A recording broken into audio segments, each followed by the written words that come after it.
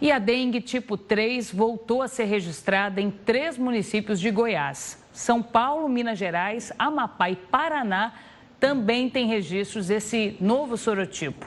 Esse é considerado um dos sorotipos mais virulentos da doença. Para você entender melhor os riscos, nós vamos entrevistar agora o infectologista Marcelo Tsuka. Ele é vice-presidente do Departamento de Infectologia da Sociedade de Pediatria de São Paulo e também coordenador do Comitê Materno-Infantil da Sociedade Brasileira de Infectologia. Doutor, muito boa tarde, muito obrigada pela participação. Boa tarde, Renata. Um prazer estar com vocês. Prazer é nosso, doutor. Doutor, no ano passado a gente teve um número recorde de casos de dengue em todo o país, um número recorde de mortes também. Então a gente pode presumir aí que boa parte da população teve contato com os sorotipos 1 e 2, que eram os que estavam dominantes, assim, circulando na maior parte do território brasileiro. A gente sabe que tem uma chance maior de desenvolver uma forma grave da doença depois da primeira infecção. A gente considerando agora que tem esse sorotipo 3 também em circulação, que já tem uma tendência maior a provocar formas mais graves da doença, o que a gente pode esperar sobre a dengue esse ano no país? Esse é um ponto muito importante, né? Nós temos 4 tipos da dengue, dengue 1, 2, 3 e 4, né? E uma infecção, uma segunda infecção, normalmente é relacionada com um quadro mais grave, principalmente se a segunda infecção for pelo sorotipo 2 ou sorotipo 3. Então, são sorotipos que são mais relacionados com gravidade, sim. A reintrodução de um sorotipo que há tanto tempo nós não tínhamos no Brasil, e a gente tem visto nos últimos 2 anos que começou a aparecer mais o sorotipo 3, acaba sendo um risco para a chance de novos casos e casos graves. Então, sim, é uma preocupação para a gente. Há possibilidade, por exemplo, de uma epidemia de dengue, de um surto da forma grave da doença, por exemplo? A gente pode dizer que a gente já viveu uma epidemia desde o ano passado, né? Foram mais de 6 milhões de casos. Isso foi 400% a mais do que em 2023. E a tendência, nós já temos visto números bem relevantes da dengue nesse começo de ano.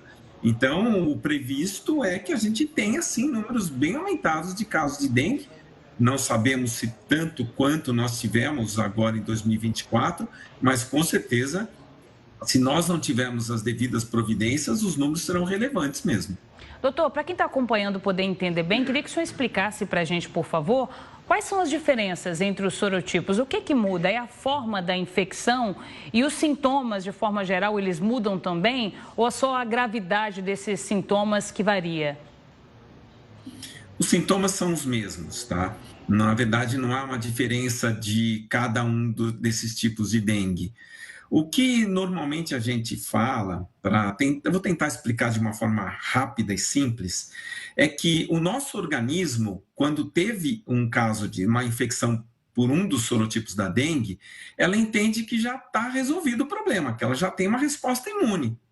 E quando ela tem contato com outro sorotipo, ela pode não ter uma resposta adequada, porque a resposta não é exatamente igual. Então, isso é que acaba gerando, a princípio, a diferença, a gravidade, quando você tem uma infecção por um sorotipo seguida de outro sorotipo. E alguns sorotipos podem ter uma chance de um quadro mais grave, como o 2 e o 3, eles são mais relacionados com isso mesmo. Então, não é que vai mudar os sintomas, não é que vai mudar a apresentação clínica da doença, é que realmente essa variedade dos sorotipos acabam, sim, gerando um problema maior na gravidade da doença por conta dessa resposta imune que acaba sendo incompleta. A pessoa pode ser infectada por cada um desses sorotipos várias vezes? Como que funciona? Cada vez que você tem infecção por um sorotipo, você cria uma imunidade. Você não vai ter, a princípio, você não terá infecção por esse sorotipo. Pode acontecer de ter de novo? Sim, se o indivíduo tiver condições que levem a uma queda na resposta imune, como, por exemplo, a idade, como, por exemplo, doenças que levam a uma imunossupressão. Então, existe a possibilidade. Mas, normalmente, a gente não espera que tenha infecção pelo mesmo sorotipo. Agora, quais são os sintomas principais, doutor? Quais sinais clínicos ajudam no diagnóstico de dengue e quais são aqueles sinais de alerta que indicam que a pessoa precisa procurar um médico quanto antes? Sempre que você tem um quadro febril importante, é conveniente que você procure um médico. Eu acho que nessa situação não há discussão. De uma forma geral, a gente também tem que tomar muito cuidado com as crianças, porque as crianças elas não se queixam como nós. Então, elas podem ter a dengue. Nós temos visto uma grande presença da dengue na população pediátrica também. Então, a gente não pode esquecer disso. Mas o que a gente espera? É aquela febre importante, dor no corpo, dor de cabeça, e não costuma ter nada respiratório. A gente não espera tosse, não espera nariz escorrendo, e isso não faz parte da dengue, a não ser que você tenha uma infecção associada, mas você não pense em dengue nessas circunstâncias. Uma outra preocupação que a gente tem com a dengue é que você pode começar a ter uma melhora da febre, desses sintomas, e voltar a ter um quadro importante, que é essa segunda fase, que é onde tem o momento mais grave da dengue. Então, não é porque começou a acalmar a febre que está resolvido o problema. Ainda requer atenção, cuidado, principalmente se você volta a ter dor no corpo, volta eventualmente a ter febre. É uma situação que requer uma atenção e procurar novamente o médico. Doutor, e como que é o tratamento, tanto para os casos mais leves quanto para a forma grave da doença? Não existe tratamento da dengue. O que a gente faz são medidas de controle dos agravantes da dengue, que é hidratação, principalmente. Para quem tem doenças outras, como diabetes, como problemas renais, problemas cardíacos, você precisa controlar a doença de base. Então, é fundamental que você sempre tenha muita atenção na doença de base. E é fundamental que você se mantenha sempre muito bem hidratado. Às vezes o paciente não consegue se hidratar, porque pode ter vômito junto, mas a hidratação é fundamental que ela ocorra. Outra atenção que é importante, e a gente tem essa disponibilidade hoje, é a vacinação. Infelizmente, a vacinação nós não temos para todo mundo, mas à medida do possível, principalmente os adolescentes, que faz parte do calendário, né, do Programa Nacional de Imunização, eles terem essa vacinação é fundamental que aconteça. Doutor, você chamou atenção para a imunização. A gente sabe que hoje a quantidade da vacina que está disponível na rede pública é pequena, é um público-alvo ainda restrito e a procura também está muito baixa. Dentro desse cenário, com essa combinação de fatores, a vacina ainda consegue ajudar de alguma forma no cenário da dengue no país? Não esperamos que ela resolva o cenário da dengue. Ela vai resolver a situação da dengue nessa população que será vacinada. Tá? Essa é uma atenção que a gente tem que ter.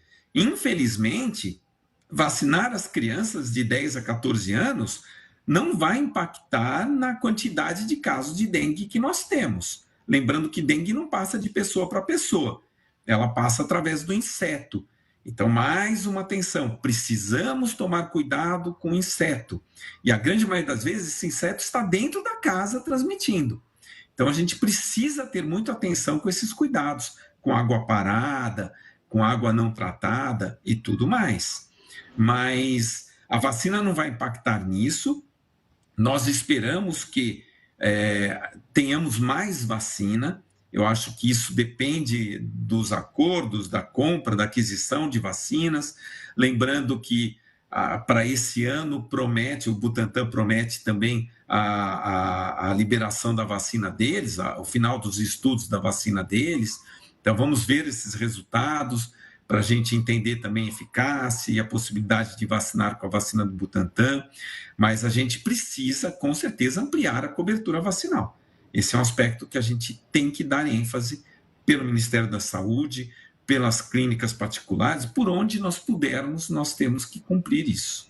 O Instituto Butantan diz, inclusive, que há uma possibilidade de que a vacinação, usando o imunizante do Instituto, comece, sendo bem otimista, ainda esse ano na população brasileira. Se de fato começar, no ano que vem, ela pode ajudar de alguma forma a atenuar os impactos da dengue no país? Sim, lógico que vai depender dos resultados que a gente ainda não tem da vacina do Butantan. Os resultados preliminares sugerem sim uma boa eficácia, então isso é muito interessante, assim como a vacina que nós temos disponível atualmente, isso permite para a gente pensar que haverá uma resposta adequada. Temos problemas em relação ao sorotipo 3, que não tinha em grande quantidade, então não dá para analisar. O sorotipo 4, que da mesma forma não estava circulante, então a gente não pode analisar adequadamente como será a vacina do Butantan e, em parte, também a vacina que nós temos hoje da Takeda, mas todos os dados sugerem que nós teremos uma resposta melhor e uma proteção para todos os 4 sorotipos da dengue. Então, hoje, o que a maior parte da população pode fazer para se proteger são aquelas medidas que a gente já fala há algum tempo, né, doutor? É usar repelente, principalmente cuidar do quintal, cuidar do que tem em casa, que, como o senhor mesmo disse, é onde, na maioria das vezes, mora o problema, né? Sim, evitar uso de mosquiteiros, roupas que cubram, principalmente as crianças, né, que cubram a parte do corpo, principalmente naquelas horas mais críticas do dia, de manhã e de noite.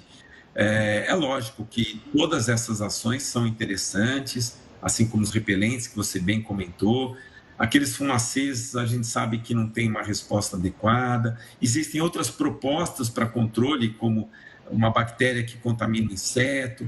Isso tem a proposta de ser utilizado também. Então, existem algumas coisas a serem feitas e nós esperamos que isso seja muito melhor feito agora pelo Ministério da Saúde.